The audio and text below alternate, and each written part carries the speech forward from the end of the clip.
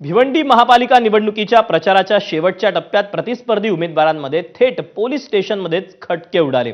प्रभाग 21 मध्ये भाजप उमेदवार रात्री उशिरापर्यंत प्रचार करत असल्यानं अपक्ष उमेदवारांना आक्षेप घेतला आणि हा वाद थेट पोलीस स्टेशनपर्यंत पोहोचला। यावेळी दोन्ही गट थेट पोलीस स्टेशनमध्येच एकमेकांना भिडले। पोलिसांसमोरच दोन्ही बाजूने एकमेकांना शिव्यांची लाखोली वाहण्यात आली। दरम्यान जमावबंदी आदेशाचं उल्लंघन केल्याप्रकरणी दोन्ही गटातील व्यक्तींविरोधात गुन्हा दाखल करण्यात आलेला आहे।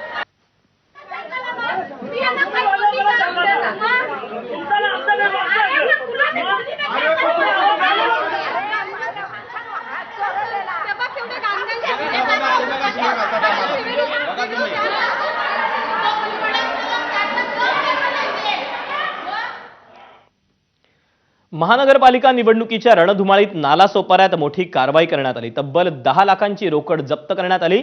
भाजपकडून मतदारांना पैसे वाटण्यासाठी घेऊन जात असल्याचा आरोप करण्यात आला।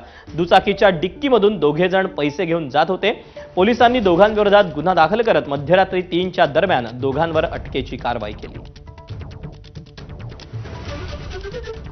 10,09,000 रुपये रोख होते आणि त्या व्यक्तींना विचारल्यानंतर त्यांनी सांगितलं आमच्या पदाधिकाऱ्यांनी दिलेत, आमच्या उमेदवारांनी या गोष्टी दिलेल्या आहेत, आम्हाला लोकांना वाटण्यासाठी सांगितलं गेलं आहे।